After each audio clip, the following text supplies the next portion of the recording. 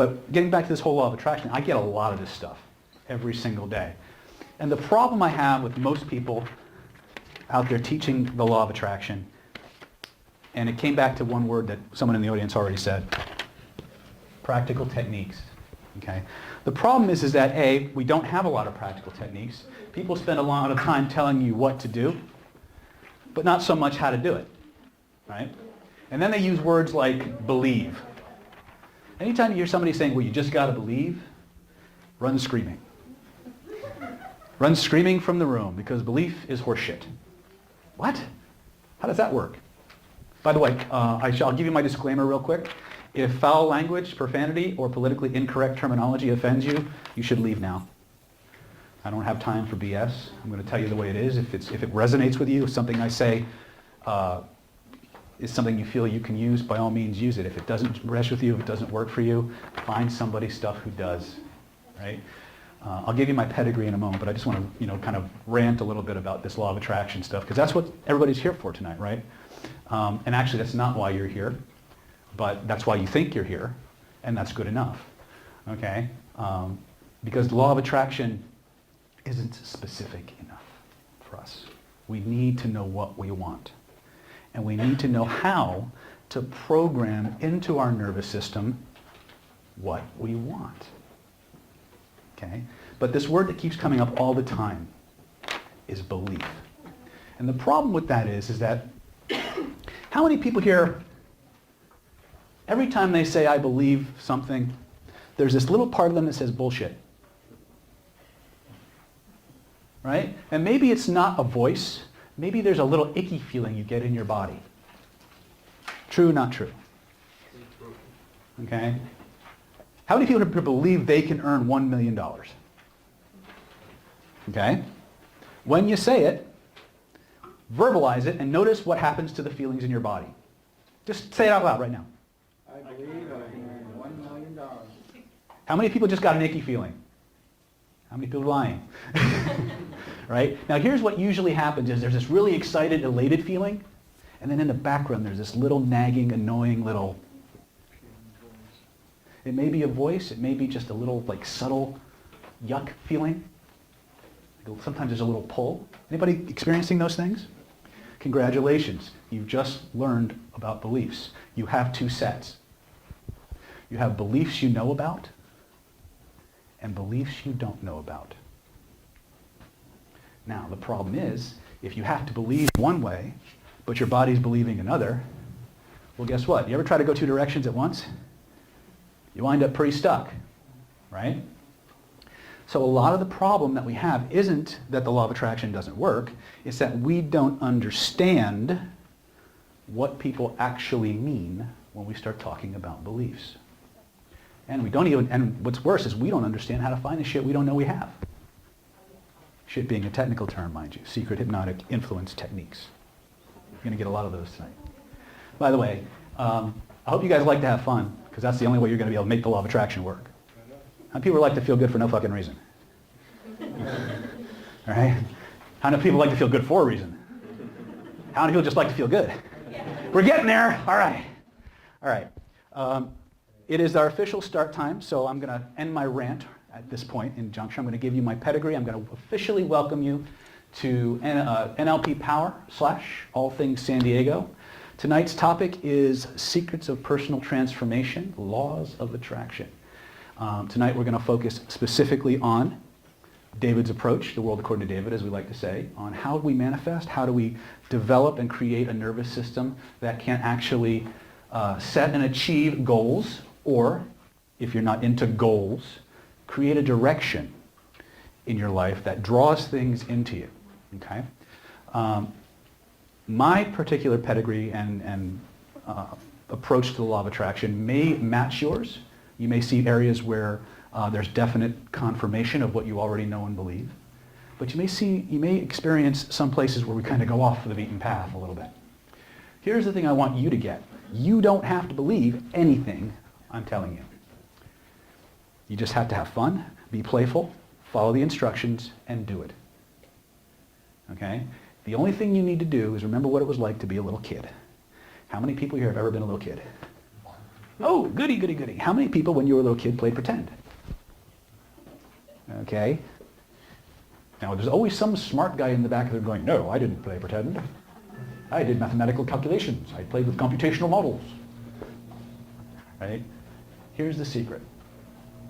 Everything you're going to work with, whether it's meditation, self-hypnosis, NLP, law of attraction, energetics, all have one thing in common: altered states of consciousness. If you can't alter your state of consciousness, you can't change the vibrational frequency at which you vibrate. If you can't change the frequency at which you vibrate, you can't access the law of attraction, because that's what it is. Is it not? Law of attraction. How many people here have a definition for the law of attraction? What's your definition, sir? Whatever you think about and put energy into is what tends to come towards you. Bam, bada bing. What's your definition of the law of attraction? Ditto. Ditto. Okay. How about you? Ditto. Ditto. Anybody have anything different? What you think you become. What you think you become. Okay. Anything else? This means yes. This means no. There will be a test. Okay. True enough to be true. Here's the problem again, going back to that whole idea of beliefs. The law of attraction, as I understand it, you said you were not coming. You lied to me.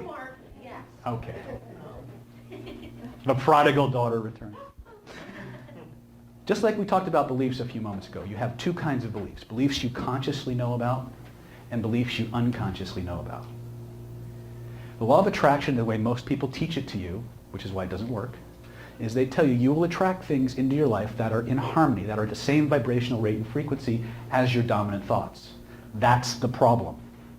What the hell are your dominant thoughts? Do you know? Because if you think the dominant thoughts, your dominant thoughts are the ones you're having right now, your dominant thoughts are the beliefs and the feelings and the experiences that are playing automatically below the threshold of conscious awareness all the frickin' time. Okay? They're the beliefs held at the unconscious level. Those are your dominant thoughts. Everything you're consciously aware of is filtered, deleted, and distorted, and really, really massaged to conform to the beliefs you have below the threshold of your conscious mind. Everything that we see, everything that we hear, everything that we smell, that we taste, that we feel, is an interpretation. Now there's a lot of meat there, okay? We're not going to get too deep into it, but I want you to understand that the reality you think you live in isn't real. It's a movie in 3D that your nervous system has created. Literally. We live in a universe that is nothing but vibration and frequency. Okay? There's an old saying, for those of you who are into Buddhism or anything like that. If a tree falls in the woods and there's nobody there to hear it, does it make any sound? Anybody have an answer? Yeah. I believe so, because there's a life form close enough to experience it. That's somebody trying desperately not to be wrong. The answer is no. Trees that can hear us. Okay, I'll go with that. Except I've never seen a tree with ears. The trick is in the languaging. Does it make any sound? You can't hear what you can't feel. Sound, as we experience it, is an interpretation of a vibration. That's all it is. So when a tree falls in the woods, does it create movement? Does it create vibration? Yes. But does it create any sound if there's no one there to hear it? No. Because it's an interpretation of vibrational information that has come in through one of your five senses. It is parsed by your nervous system, and then it's reconstructed into something we can understand. We call it sound. If you ever heard me sing in the shower, you'd wonder why I ever got any pleasure bracelet. That be that as it may. So, in a nutshell, this is your face This is my Homer Simpson face. Right? You have ears, you have a nose, you have a mouth, you have eyes, right? Vibration comes in. Vibration comes in. And then the different parts of your brain create a visual representation. Keyword, representation. It creates an auditory representation. Gustatory, olfactory, kinesthetic. And then it puts it all together into a really cool movie. But before it becomes, this is all before you become conscious of it. Now, once all that information is accumulated, it goes through a second set of filters. Your values, your history, your beliefs, your meta programs, to use NLP speak. A meta program, for our intents and purposes, is what your nervous system uses to give priority to certain types of information. We'll talk about those later. Okay? Real easy way to kind of understand all of this stuff is this is the way the world is. Got it? This is the way we think it should be.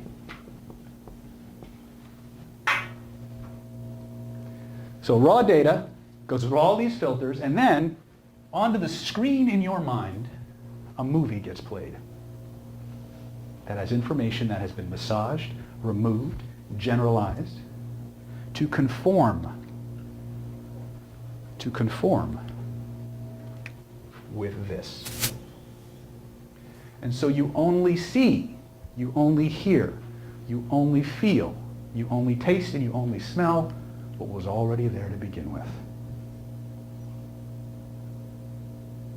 That's how it works. So we think we know what reality is. We don't.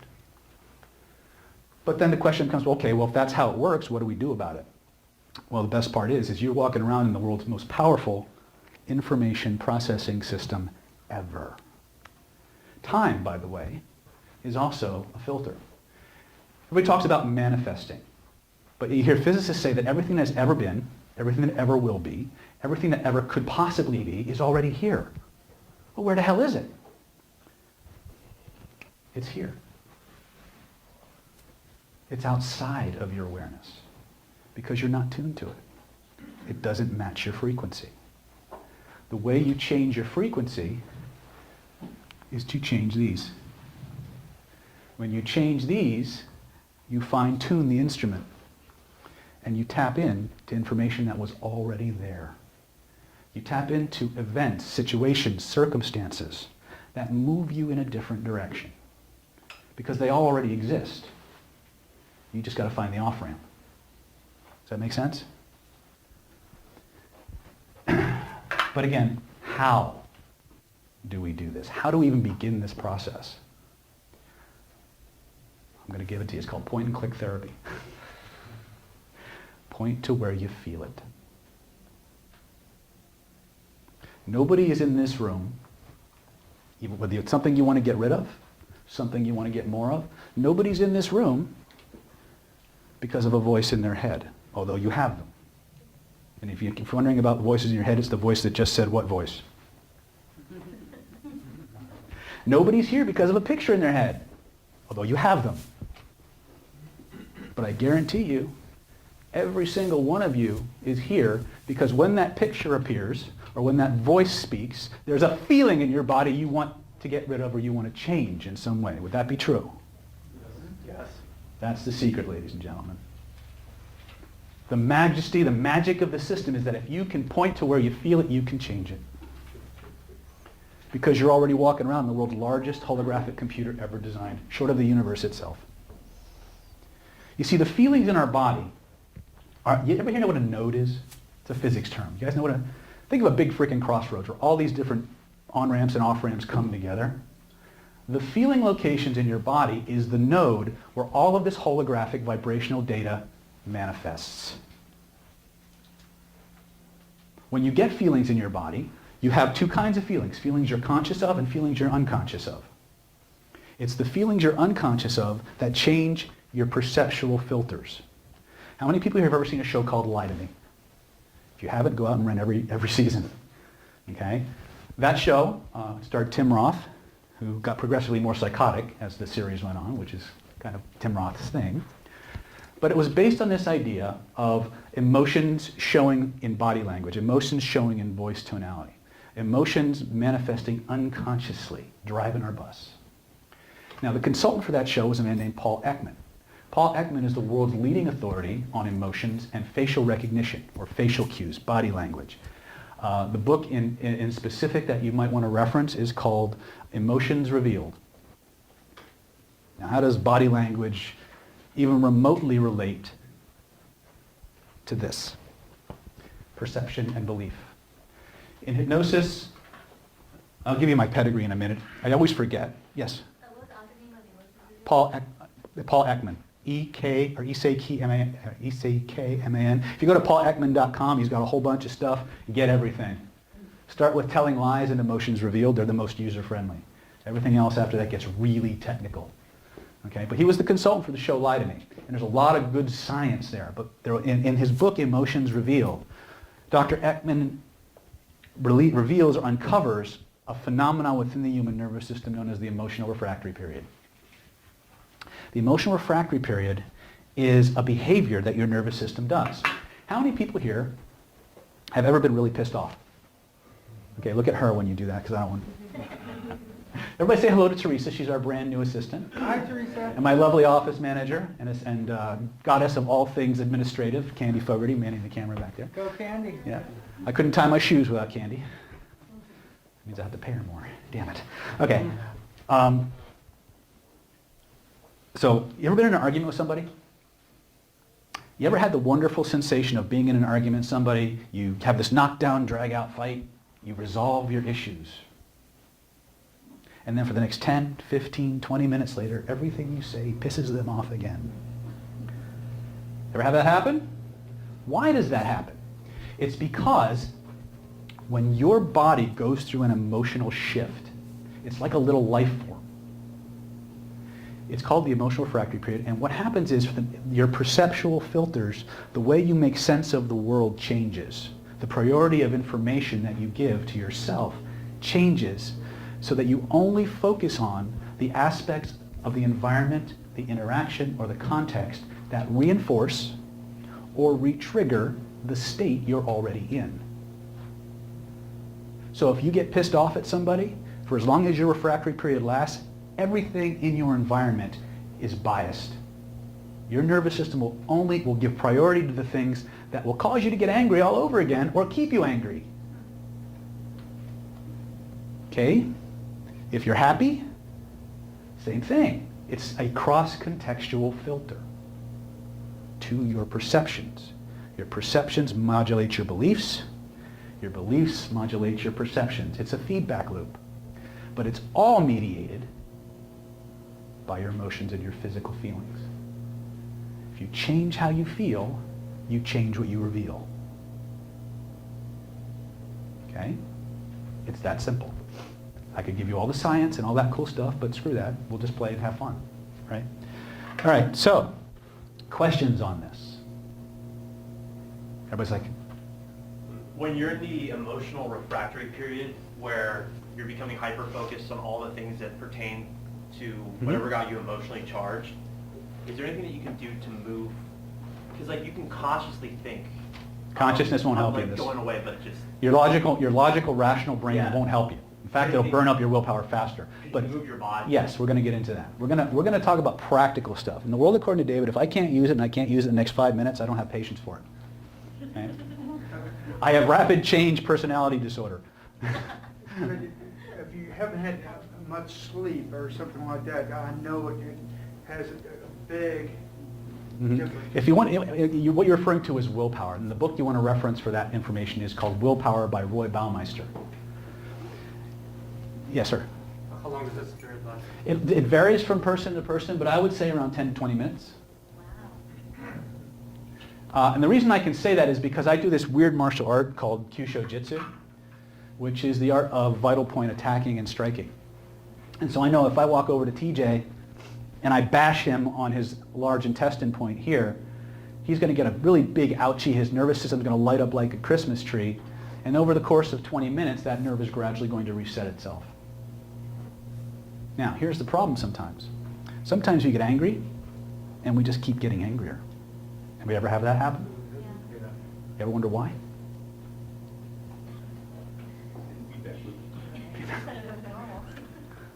For me, anger and assertion are often inseparable. Okay. And that's actually very common. Most people, a lot of people can't assert until they get angry.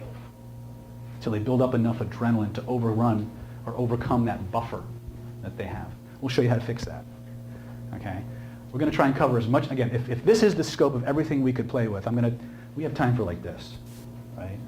But I promise I will take you as far as I can in the time we have, and I'll show you where to go to get more if you want to follow it up, okay? We're going to play with, this is what's going on, and there's not a lot without a lot of time learning NLP and hypnotherapy that you're going to do to change a lot of this, except for what I'm going to teach you tonight. At the end of the day, remember, if there's a feeling, and you can point to it, you can change it. You don't have to believe it. You just have to do it. With 3 ingredients. You gotta be playful, you gotta be focused, and you gotta be absorbed. Like when you were a little kid playing pretend. If you can do that, you can make any change you want. It's only a question of degree. Okay, so, back to your question. Did I answer? Whose question did I not answer? Because I was in the middle of answering one and I got sidetracked with another one. What was your question again? Tired. Yeah. When we talk about willpower, this whole idea of willpower, it's a myth. And I say that kind of out of this, with a smirk. The reason that we sit, in hypnosis, NLP, we talk about this idea that you can't make people do things against their will. Well, yeah, you can. Because most people have no real willpower to speak of. Right? It's more true that you can't make people do things they don't want to do. Right? Of course, you can always find ways to make them want to do it too. Right? Now, don't let that terrify you and think, oh my God, they're all out to get me. Just everybody outside this room is out to get you. I'm your friend. So, but one of the things we need to understand is that one of the problems with willpower is that it's a finite resource. You think of willpower and this idea of willpower as having actually a physical component. That component being the equivalent of blood sugar, glucose specifically, and sleep. Just like you got you may be driving around in a Prius, you may be driving around in a Humvee, right? But you all have a gas tank. And when the gas tank's empty, there's nothing left, right? Whenever we exert control over our emotions, we burn up units of willpower. We burn up the gas in the tank. So as long as we're rested and well-fed, we have lots of willpower. We have resources to do very complex intellectual thinking, although our nervous system doesn't like it, by the way. That's why you tend to check out in boring lectures or intense calculus, right? Because your brain has the same response to intense, deep-level analytical thinking as it does to pain. The studies show this. They took a bunch of sophomores because there are certain things they just can't get white rats to do no matter how much beer you buy them. You know what? We just need to lighten the fuck up. Everybody stand up. It's time to get silly. I want you to look around the room. Notice how many people are here. I want you to walk over to somebody, stick out your hand, shake their hand, look them in the eye and go, "Bleh." Find somebody else, stick out your hand. Go, "Bleh."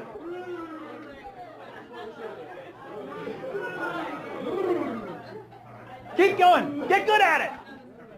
Damn it. All right. When you're done, have a seat. Product placement. All right. Now, I've just proven what I just told you, that you can, in fact, make people do something they don't want to do. You just have to set the context.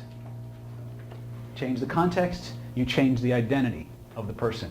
Change the identity of the person, you change the behaviors and the results they generate. You are not one person. You are many. Okay? That's another tangent for another day. I don't want to do this, but I have to. My name is David Snyder, in case you were wondering. And my specialty, I'm a certified instructor, master practitioner in neuro-linguistic programming. I'm certified as a trainer in the system under the founder, Dr. Richard Bandler. I'm a certified master hypnotist and hypnosis trainer. I've authored over 15 different products on the fields of human influence, ranging from conversational hypnosis, hypnotherapy, attraction and relationships, yada yada, advanced sexual skills, you name it, and it's in there somewhere. It's like ragu, right? I'm also a licensed acupuncturist with a master's degree in acupuncture and oriental medicine. I'm a certified Reiki healer and master teacher. I've been a Reiki master since before Reiki was cool, back in the 90s, right? I've also studied Kabbalah. I've been studying Kabbalah since the 90s as well, before Madonna even heard of Kabbalah. So I'm very much a prima donna. You'll get that in a minute. I'm a certified pranic psychotherapist and pranic healer, advanced DNA theta healer. I do many forms of Qigong. I was at one time the president of the American Association of Remote Viewing back in another life in Florida.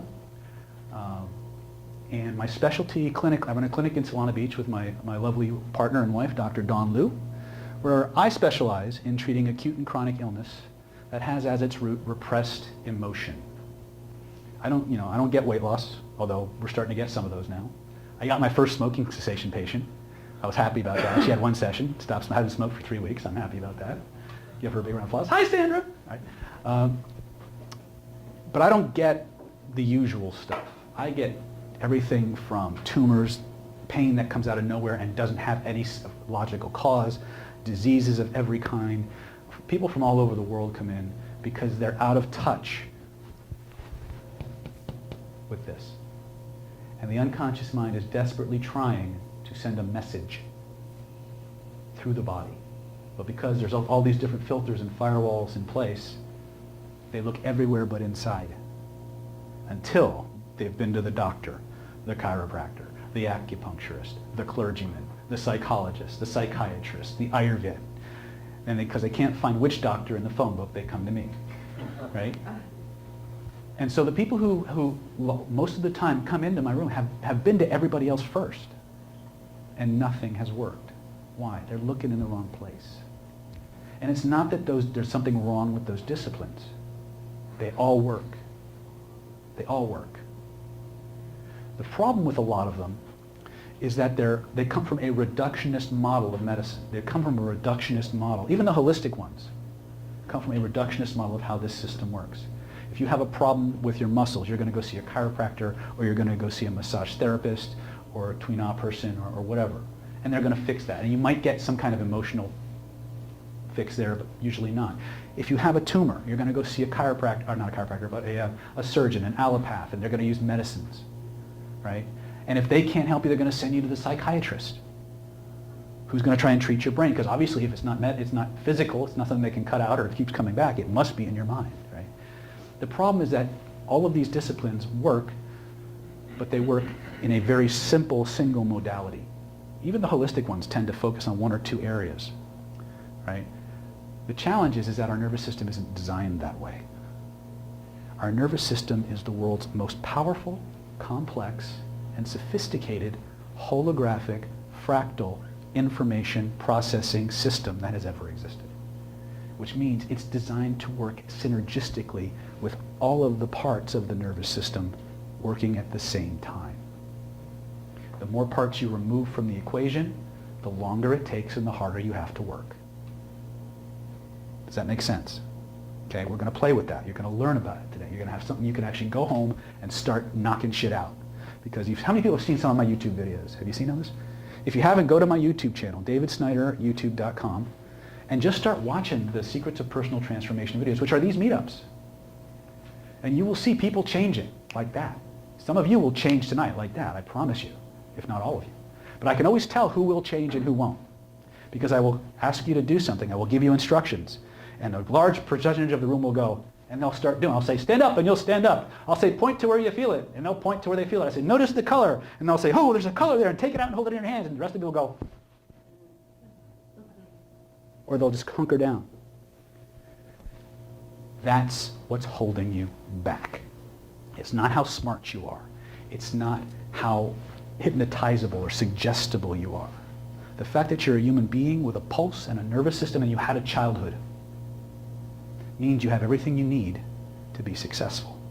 You just have to wash, rinse, and repeat. Now, there is a part of you that will try to keep you from changing. That's called your conscious mind. Remember that little film I showed you that once all this information comes in and then it's sorted through the way the world's supposed to be?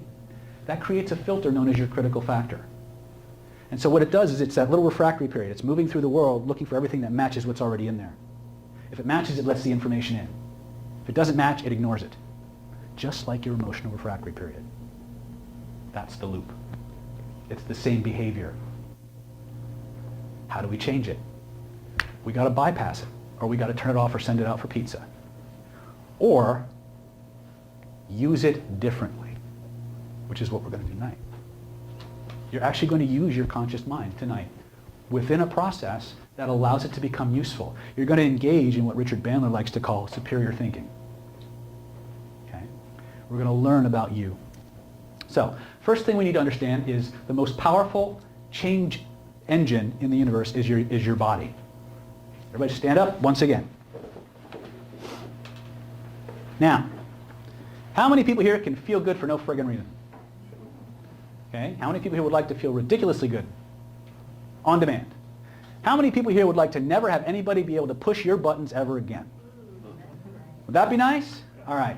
So, another resource for you to check out. Power Postures by Amy Cuddy. TED Talk. Worth its weight in gold. What Amy discovered was that when you assume certain physiologies, by the way, I've been teaching this since before 2005. Amy's a little bit later. That's okay. She actually had the budget to research it. I've just been doing it.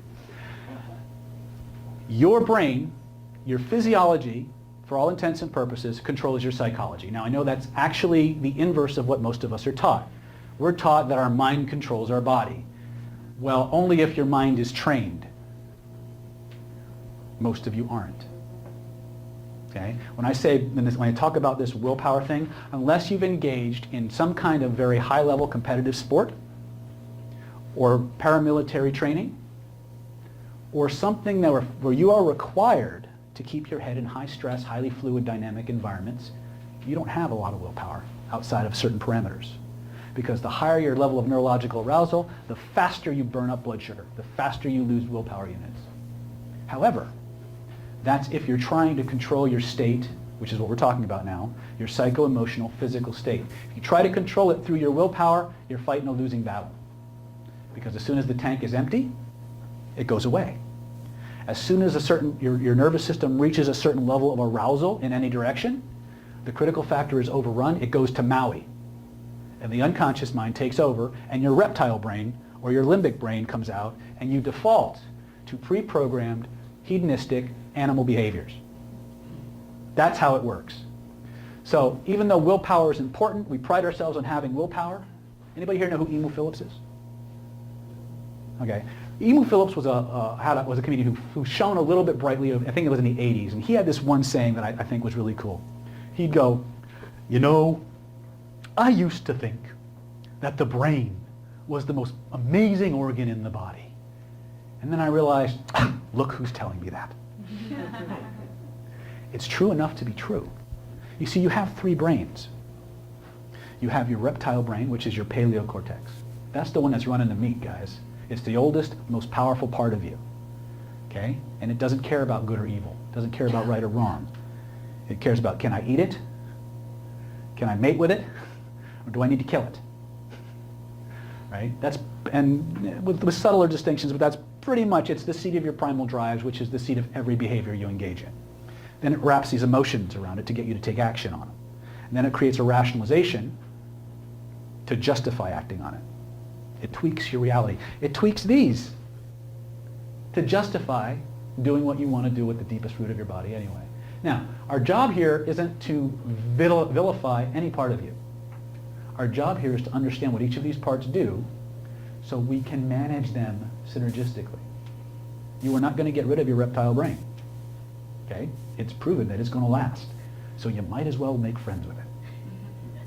Because when you do, you have power. Real power. when you fight against it, when you vilify it, when you make it the enemy. That's when shit. Stand up, young man. When you vilify it, that's when you have problems. Okay? How does this all work? It's about your body. So the first thing we need to understand is your physiology. For any psycho-emotional state that you have a physiology and a breathing posture that creates it. So I want you to think of a time in your life, I'm going to give you very specific parameters, where you saw something you really wanted. You had a real lusting feeling in there that you really just wanted it. Anybody not have the, if not, I'll give you one.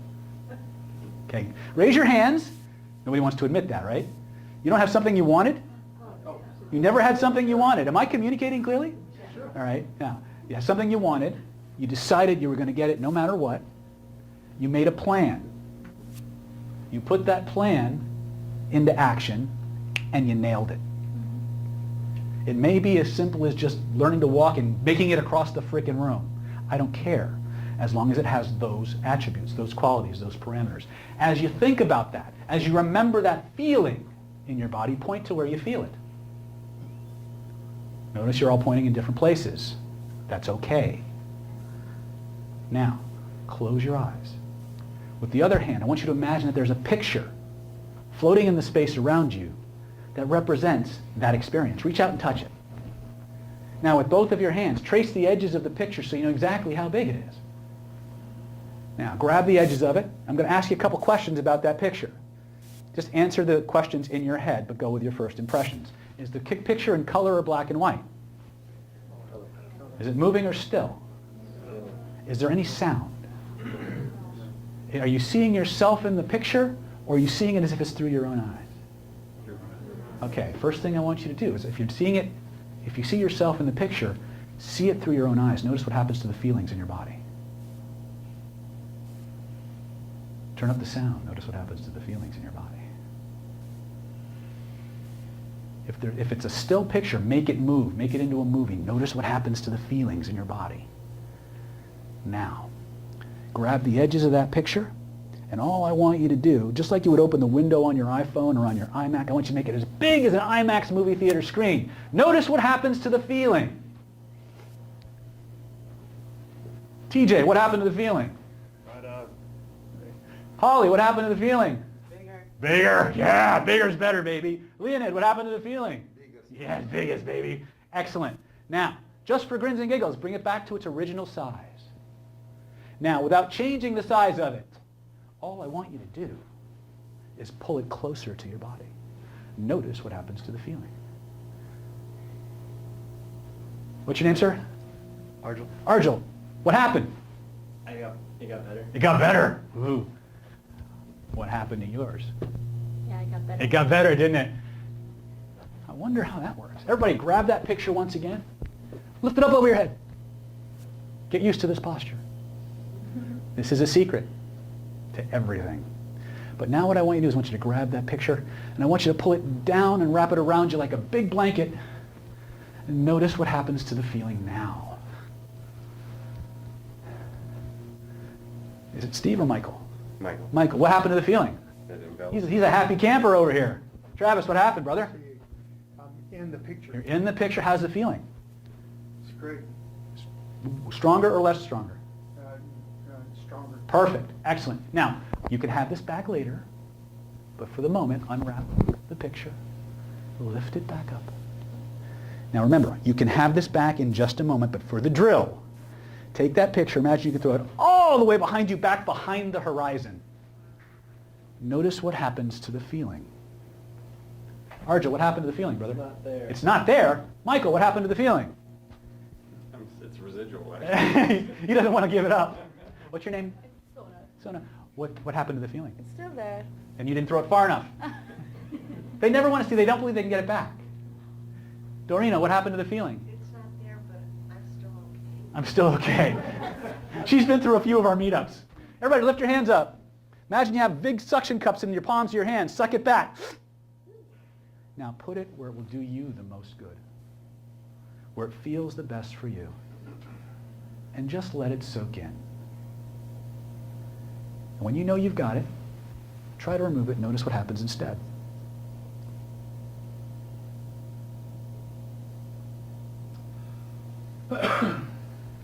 Good. Congratulations, you just learned how to interface with your entire nervous system simultaneously. You didn't need complex theory to do it, did you? Now, that's just a small part of what you can do with that. But it's the beginning, and it's a very powerful one. Next thing we're going to do is I want you to let those feelings come flooding back into your body. I want you to stand the way you were standing at the moment you realized you nailed it. At the moment you realized, home run, baby. I want you to stand in that posture, breathe the way you were breathing. If there was a sound or a voice in your head going, yeah! Let it play. And just let those feelings just come flooding back. While holding this physical posture, this physical breathing rate, without changing any single thing, try to feel bad. Notice you can't do it. Because your physiology controls your psychology. For every psycho-emotional state you experience, there is a physiology that your nervous system must assume in order to manifest it. If you break the cycle through your physiology, it doesn't matter what your willpower wants to do. You will overwrite the state. You will break it and you will change it in as little as 2 minutes. We're going to prove that even more. For this part, I want you to turn it face to that wall. Don't look at Candy. She's my camera person. I don't want you anchoring anything to her. All right? Now, think about what you had for breakfast yesterday. And what I want you to do now is I want you to imagine time or remember a time in your life where you saw something you wanted and you went for it. Didn't quite work out. Maybe you were disappointed. Maybe it was something you really wanted and it didn't work out. I want you to see what you saw, hear what you heard, feel what you felt, but most importantly, I want you to assume the physiology, the posture, the breathing rate that you did when you realized you weren't going to get it. It wasn't going to happen. Now, when you know you've got, we're not going to stay here too long because this sucks, I know. Suck being a technical term I haven't come up with a cool acronym for yet. All I want you to do now, while holding that physiology, while holding that breathing pattern, without changing anything, try to feel good.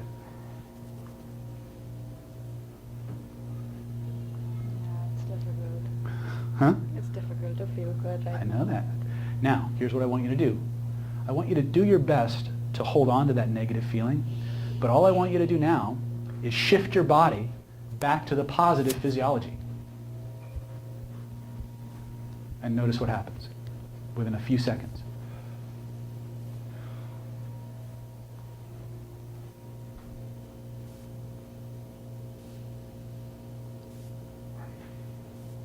And then just let the feeling just come flooding back because you know you want to anyway. And when you know you got it, double it. Double it again. Double it again.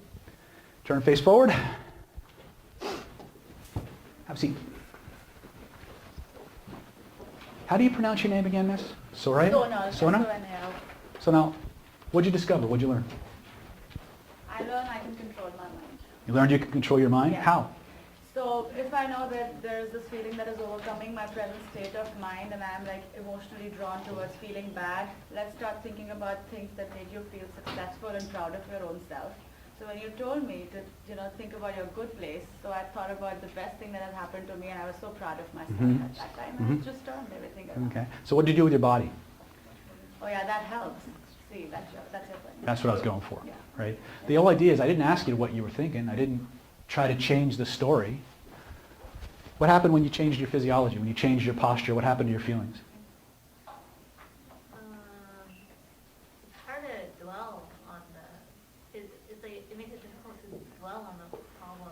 I don't know So you mean when you, so, and again, I don't want to put words in your mouth, but let me say, so when you were doing the negative feeling and you shifted to the positive physiology, the positive breathing, the positive posture, it was difficult to hold on to the old stuff? Yeah, it was harder to dwell on the stuff I was thinking in the negative part. How fast did that happen? It was pretty fast. It did happen almost instantly, yeah. This is the difference between trying to control your states and your emotions through your conscious mind versus your body. Your body generates the amplitude that changes everything quickly. Okay?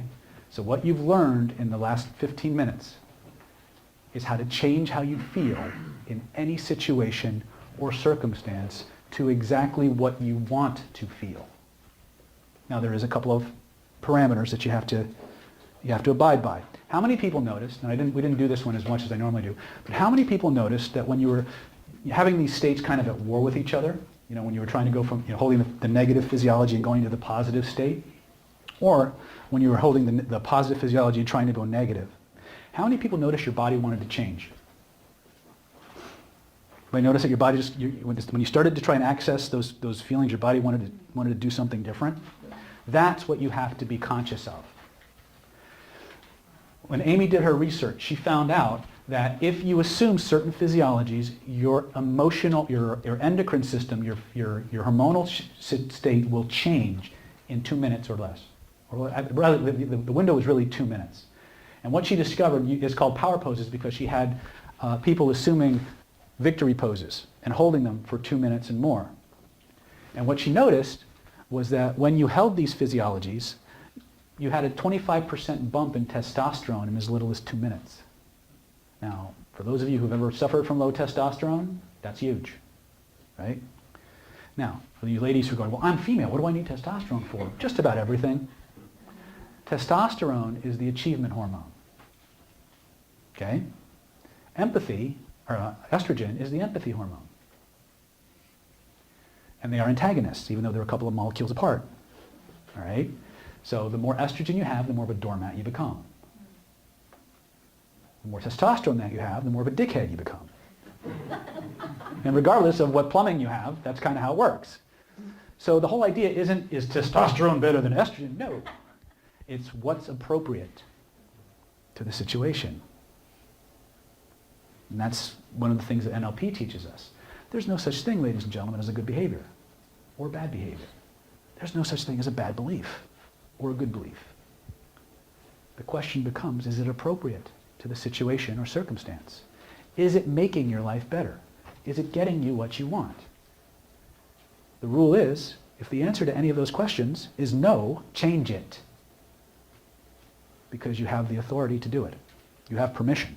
It's your brain, it's your memory, it's your body. It's just nobody showed you how. And this goes back to this whole belief thing. See, we're taught that our beliefs actually matter. And they do on one level. But we think that our beliefs are these big, impossible things to change.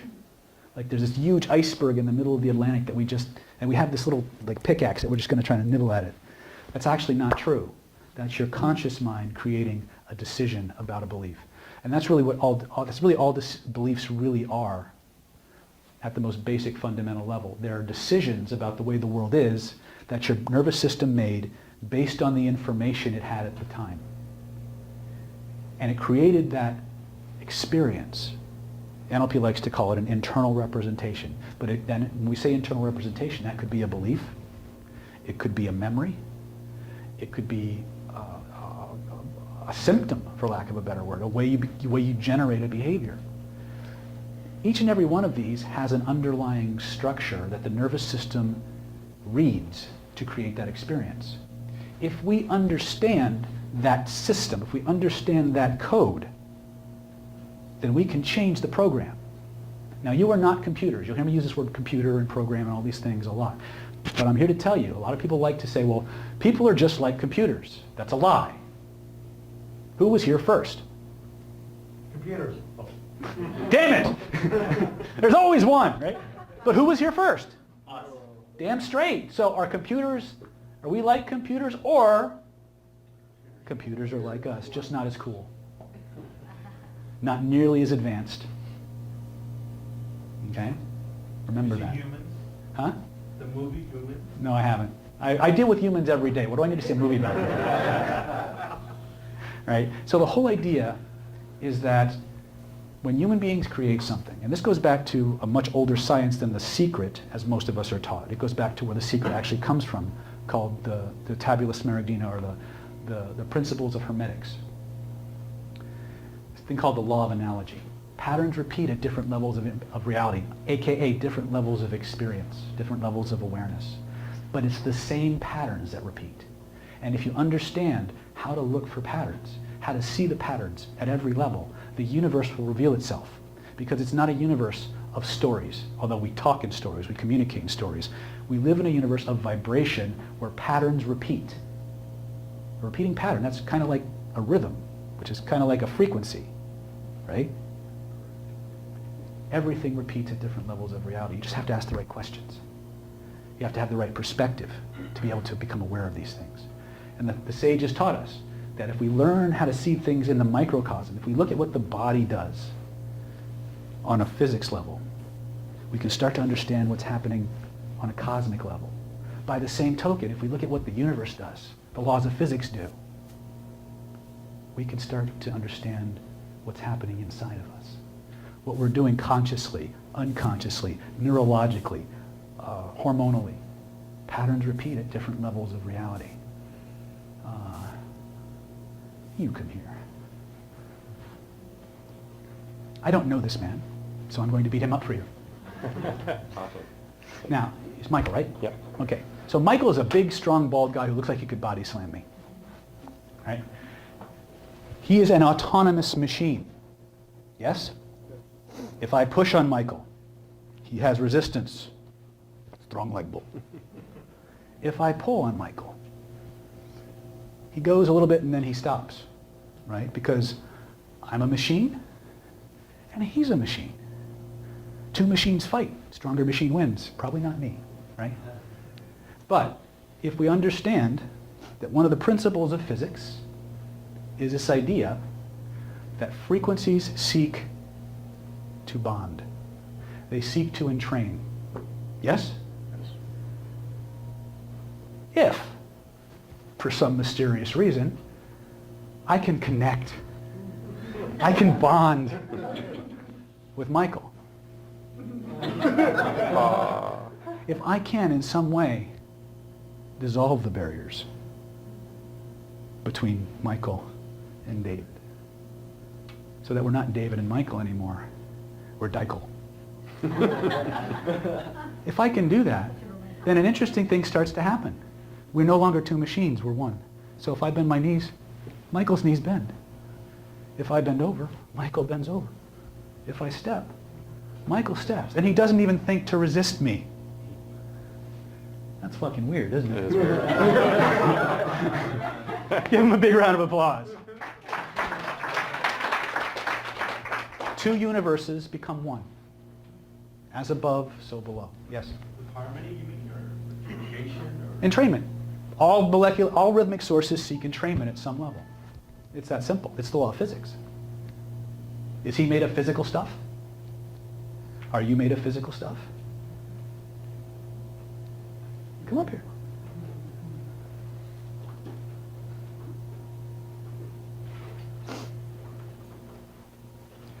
Is there any doubt that Carlos can body slam me?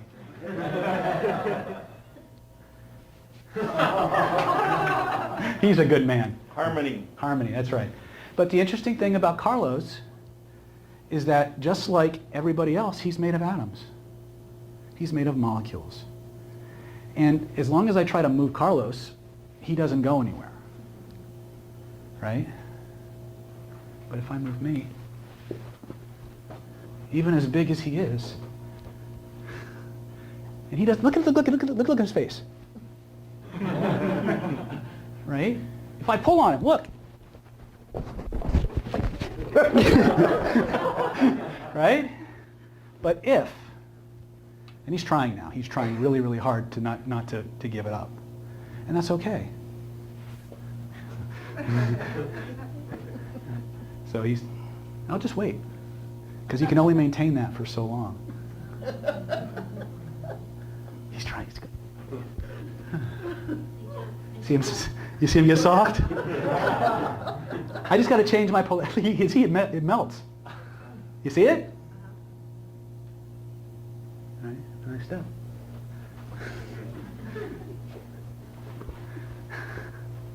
See, I'm not trying to pull Carlos. If I do that, he resists. Right? But if we connect,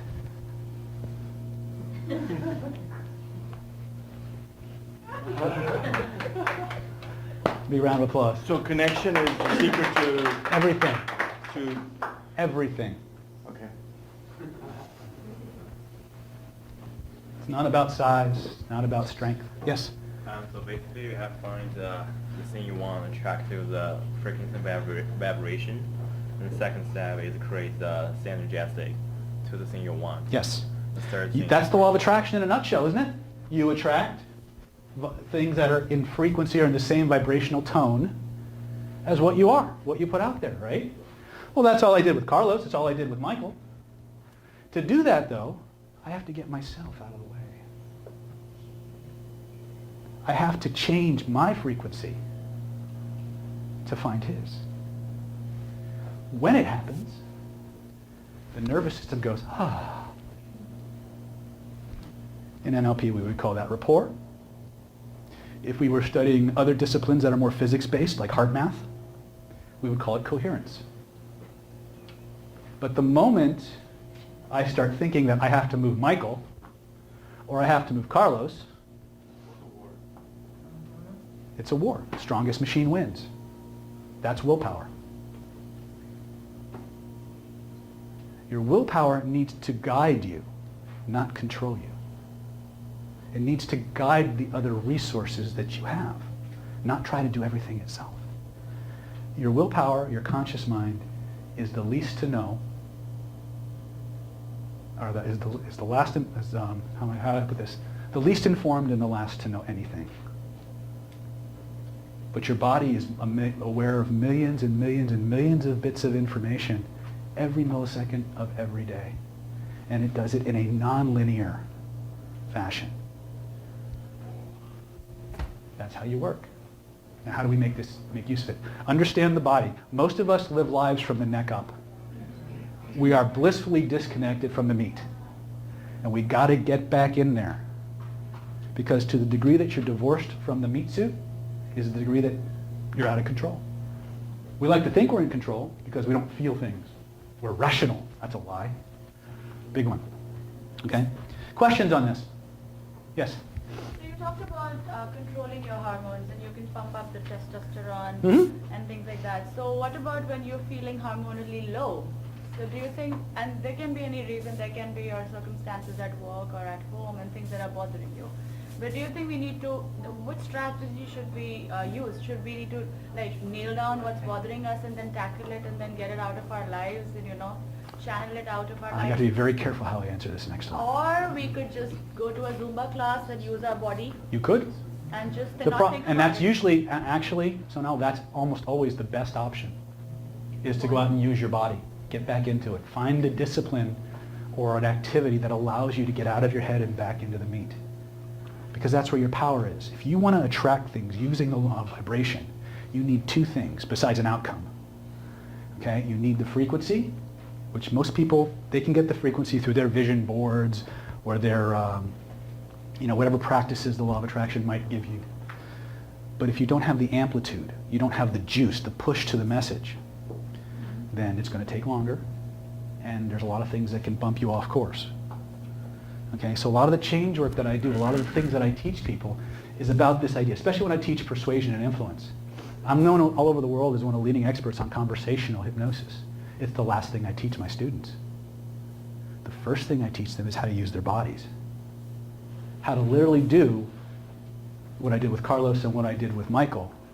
Connect with the nervous system through their proprioception, through their mirror neurons, generate emotions within myself that transmit to the other person. Their perceptual filters and vibratory rates change, and they become predisposed to thinking, feeling, and behaving in the way I want them to, so that they're more likely to go the direction I want on their own. Yes? So will the connection portion, it always requires physical touch? No. Can it be connection on another level, let's say, oh, we both like the same music, and it's auditory at that point, right? However connections take place, a connection's taking place. Okay. The problem is that there's no way to test it. If it's not physical. Okay. So we start with things that we can test. If we have confidence that we can do this on a physical level, then when we have similar sensations over space, then we have much more confidence in the information we're generating. Yes? In what way and what kind of emotions did you generate with them? Whatever I felt was appropriate to the situation.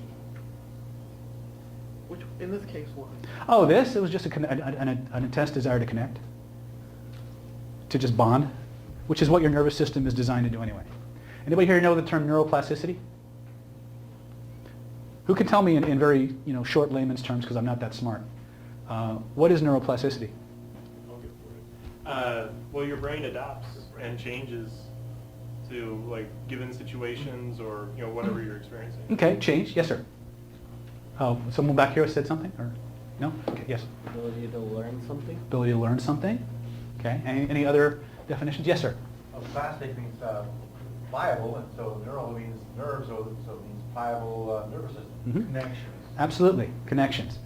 So the nervous system seeks to change. It seeks to modify, to become more than it is. It does that through the process of laying down neurological connections. Literally and metaphorically, your brain's primary directive, and as well as the rest of your nervous system, is to connect with as many other nerves as possible in as many different ways. The more intricate and comprehensive those connections become, the more powerful the brain. Now think about this.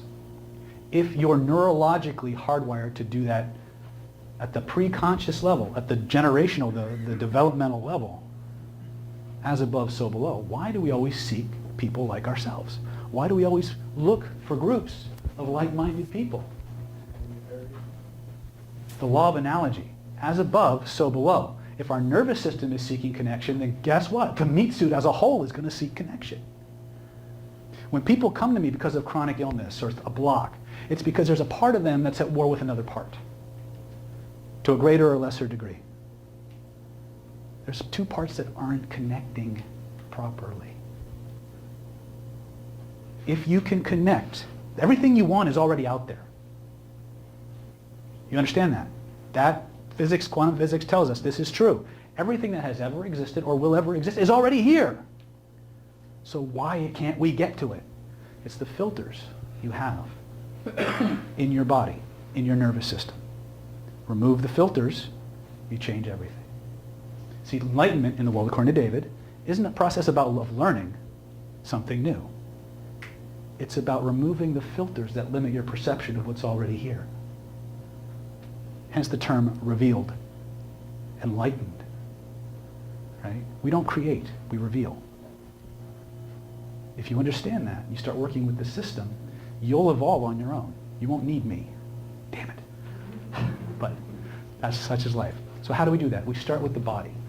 We start with the understanding that everything that motivates a human being to take action towards something or away from something starts with a feeling. Now, that's actually not true. But the thing that actually causes us to act, all these processes happen. The vibrations come in through all the different channels. They're interpreted and a movie's created. That is then filtered through the way the world's supposed to be, based on our experiences, our beliefs, our values, our upbringing, all that stuff. And now we have a map or a model of the way the world is supposed to be. That we're biased towards, that we will sort for that information first. I lost myself in this. Hold on a second. How do we change it?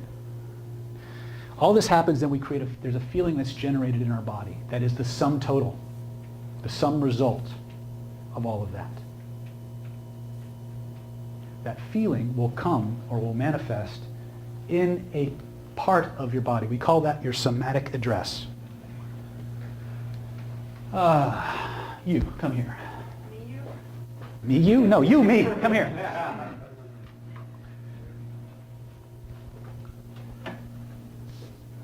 You're all going to do this in a minute, but I just want to kind of show you how it... Sit here. Now, is there anything on a shittiness scale of 0 to 10 you'd like to get rid of? Yeah. Yeah? Yeah. Okay, point to where you feel it. My feet. Your feet. What's going on with your feet? I don't know, I hurt a little. A little. Scale of 0 to 10?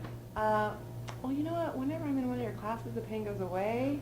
But usually through the day, like today, maybe like a 5. Like 5? off and on. Can you make it worse? If I run. Okay. Okay, that's good. Close your eyes. Point to where you feel it. As you point to where you feel it, I want you to physically tilt your head, look down at that feeling.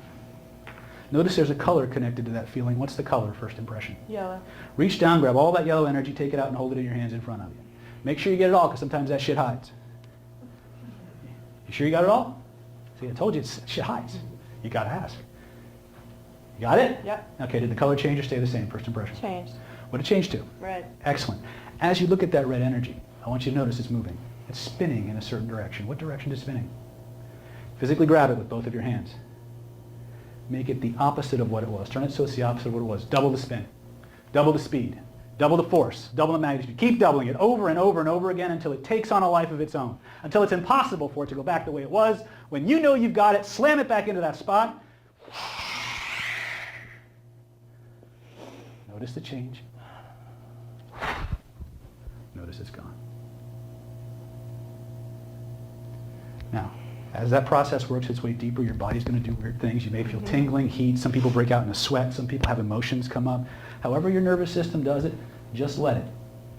When it's done, try to bring the feeling back and notice what happens instead. I don't want to bring it back. That's one of the responses you normally get. Scale of 0 to 10, rate the feelings. Oh, it's a 0. What? It's a 0, yeah. You're lying. Yeah. You're lying? No. Why didn't you rate it more? It's not there. Oh. Try to bring it back. Notice what happens. Can't do it? Really don't want to do that. That's how you test it, by the way. Give her a big round of applause. David? Yes, sir. It's vocal motivation if we want to do something, but... Actually, the key to motivation is actually removing the things that demotivate you. But but it will work for motivation, yes. It will. If I want to tomorrow wake up at 6 o'clock and start running, and I just felt like my very, very weak. Let me ask you something. If there was something that you really, really wanted, but you had to get up at 6 in the morning to do it, would you do it? Yeah, definitely. Okay. Can you think of something that's that strong? Yeah. Okay. And now you have all the resources you need. Okay. So, what just happened is, by the way, I asked her what the pain was, right? And then we changed it, right? I don't need to know most of the time what the problem is, right? How many people here have ever been little children? Okay. All right. You should have saw, once upon a time I did a meetup and I actually asked the group, how many people here actually have a spine? And they were like, do I have a spine? Right? The secret to this is avoiding smart person syndrome. Now, what is smart person syndrome? Smart person syndrome, there's actually two varieties of it's not resistance, it's just a block to this process. And one is called smart person syndrome, the other is called hypnotist disease. But you can only get hypnotist disease if you're already trained in hypnosis. Okay? It's one of those, hypnotically communicable things. But they both manifest in a very similar way, and it's called lack of absorption in the process. What do I mean by that? When you were a little kid, how many people here when you were little kids played pretend? Raise your hands. Oh, good. We're getting better. Okay. How many people here did computational models and blew things up? How many people fantasized about blowing things up? Did you play pretend when you were a little girl, Sono? No. You didn't play. See, there's always one. Well, if you did play pretend, what would you play pretend at? I don't know. Did you ever use your imagination? Yeah. Did you read lots of books? I would become a queen. A queen? Can you imagine what it'd be like to be a queen? We are not amused! Right? Okay. How about you, Travis? Did you play pretend as a little tyke? Oh, yeah. What'd you play pretend at? It's like an army man. Army man. Cool. How about you?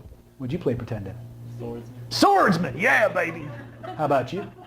Barbie doll. Barbie dolls. Did your Barbie dolls talk to each other? Ah! We're good. How about you, brother? What'd you play pretend at? I must have pretended to be a commando. Cool. Did you actually go commando? Because that's really bad. I had like a little laser gun. Laser gun. Cool. What'd you play at? Astronaut. Astronaut. How about you? Lion. Cool. How about you? Army man. A lot of army men in here. Any ladies play army? We had one lady like to be Batgirl. She was my hero. One woman was Catwoman. I love that. Here's my point. Whether you were playing princess, and some people are girly girls, and how many girly girls do we have when you were little? That's okay. What did you play at? What did you like? As a unicorn. A unicorn. Yay. Cool. I like her already. So when you were a unicorn, did you talk to other unicorns? No. What did you do as a unicorn? You were the only unicorn? Were you like the last one? Uh-huh. So who did you talk to as a unicorn? I'd make up like other animals. And did they talk back? Yes. Ah, cool, we're good. We need to up your meds. All right. So, it's okay. It's in the Bible. Be as little children. It's a code. It's a code. Maybe using whether we were playing whether we were girly girls or playing soldier or whatever. There's a part of you that when you were out in the backyard and you were playing as a little child, you picked up a stick. Maybe you're playing soldier, right? Or maybe you were a unicorn and you were frolicking, right? Or you were a princess and you were with your teacups, going, "We are not amused, having tea and crumpets with Teddy." Got to be careful, the Brits will get me there in the room. Okay? When you started the process, and you picked up that stick in the backyard, you knew it was just a stick for the first 5 minutes.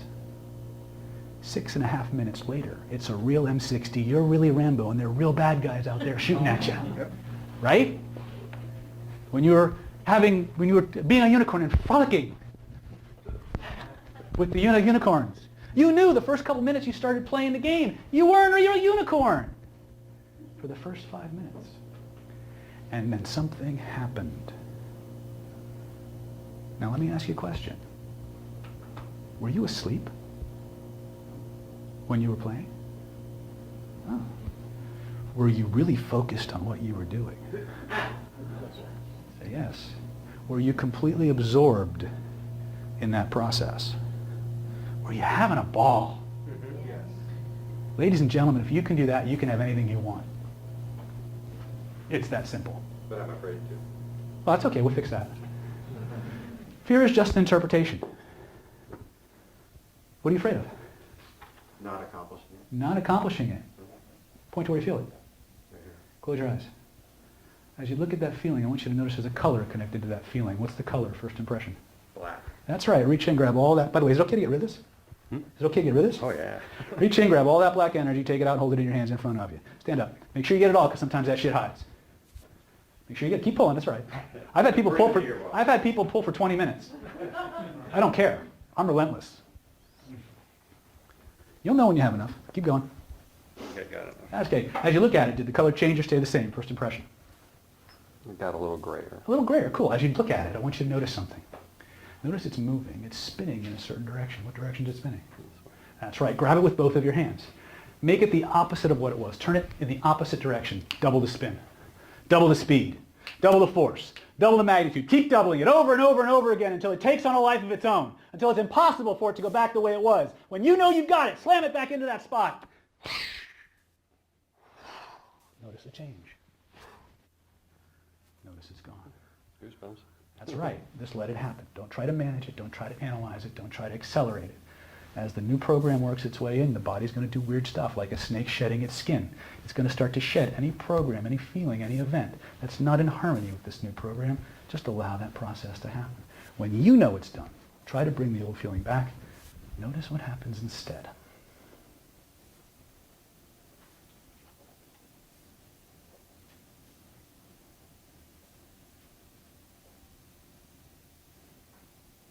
Let it happen. It's all right. Let it come up. It's okay. That's why you're here. I'm getting emotional. That's right. Let the emotions come up. That's the shedding process. As it comes up, it comes out. As you reveal it, as you feel it, you reveal it. As you reveal it, you heal it. And I'm right here through the whole process. You're not alone. That's it. You're doing great.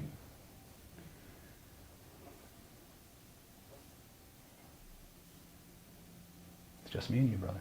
Just let it happen. That's it.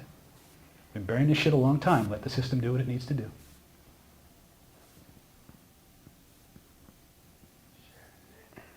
Comes up, it comes out. When it's done, try to bring it back. Notice what happens instead.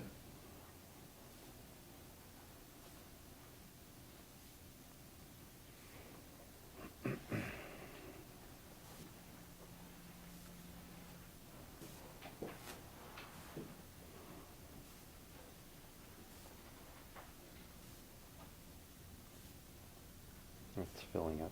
It's filling up. With what? Energy. Energy. Oh, so it's getting better. Yeah. Oh. Have a seat. Give him a big round of applause.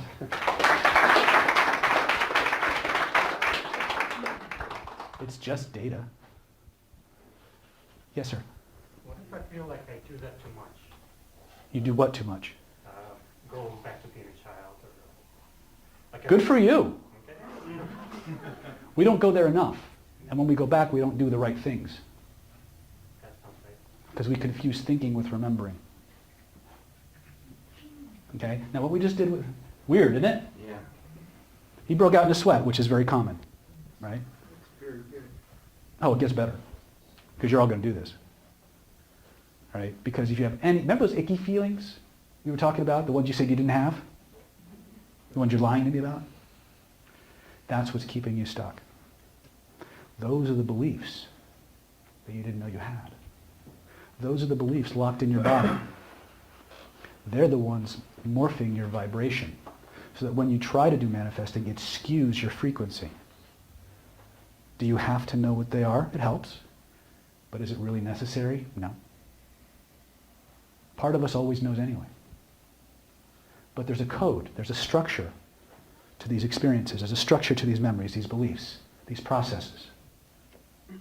And that structure is imprinted somewhere. And just like you can go into any program on your computer, if you know the language and you have the password, you can change that code. Because everything we create with technology is already in existence in us. It's just nobody taught us the language. The language of the nervous system is visual, auditory, kinesthetic, olfactory, gustatory, and all of the qualities and distinctions in those 5 categories.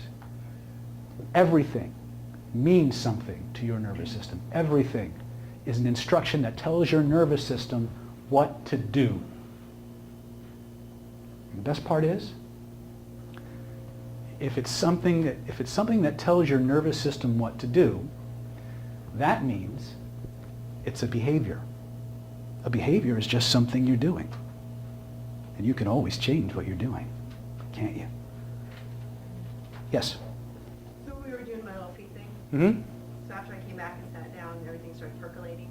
So all these fears, I started recognizing, oh, fear of moving forward, fear of this, fear of that. It unwinds. If I keep going in and just pulling that out, Yep. like even if I don't think it's in my feet, just keep pulling Yeah, it's never out. just in your feet. It just manifests Yeah, there. yeah, yeah. Okay, so should I just do one at a time? You could. Like intentionally? Yeah. Or can I just whammy all of it and just go?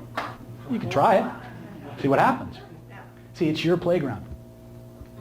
It's your playground. Your nervous system, you're the god of your universe, or goddess. You have the authority, the right, and permission, and actually the responsibility to change your inner universe to influence your outer one. Because if you don't, somebody is more than happy to do it for you. Yes? If I'm hungry, Yes? can I reduce my level of hungriness Yes. by doing this? Yes. Do it all the time. Everything. Guys, I've cured heroin addictions with this. I've shrunk tumors. I've reversed herpes outbreaks. I've restored nerve function.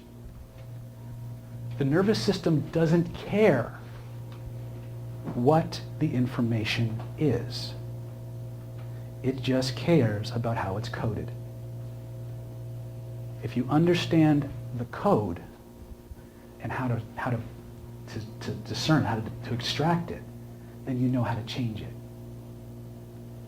Does that make sense? Okay. It is 8:15. Yes? Okay, so a couple of things. We're going to take a break for 15 minutes. We're going to come back. We're going to get into the nuts and bolts of how to do this. We're going to make a few things that we want to change, and we're going to zap them. Okay? Then if we have time, I'll do a few, well, let's just call them benedictions. We'll guide you through some processes that we can install these things deeply into your mind and body so that you can go out and start rewriting your life. Okay? Is that practical enough? Yes. By the way, was that fast or slow, that change? Fast. That's pretty fucking fast. How long did you have that feeling before? The feeling? How long had it had before that? Decades. Decades. That's the depressing part. is like we have this thing for years and years and years, and then someone like some asshole like me comes along and zap, and we feel like a fucking idiot. And I'm not saying that for Mike, but I've actually had that happen with people who are trained in neurolinguistics and things like that, who have a little bit of a different perspective on these systems than I do. And like I run them through a process that they've been struggling, and they're trained.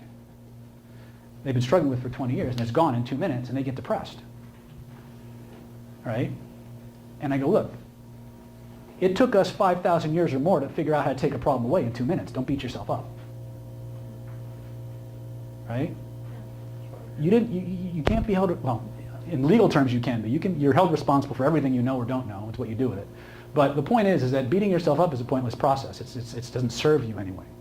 Be grateful, because think of how many people out there will never know this, and you do, and what you can do with it.